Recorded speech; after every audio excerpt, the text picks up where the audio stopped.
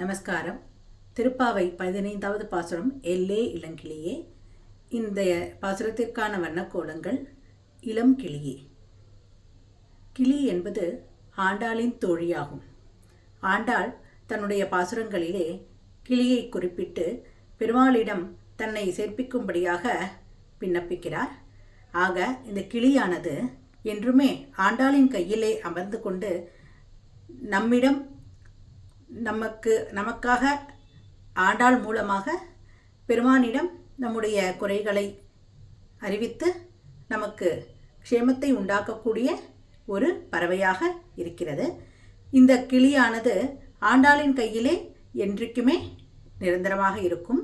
ஸ்ரீவில்லிபுத்தூரிலே ஆண்டாள் கையில் இருக்கும் இந்த கிளியை ஒரு குறிப்பிட்ட குடும்பத்தினர் செய்து வருகின்றனர்.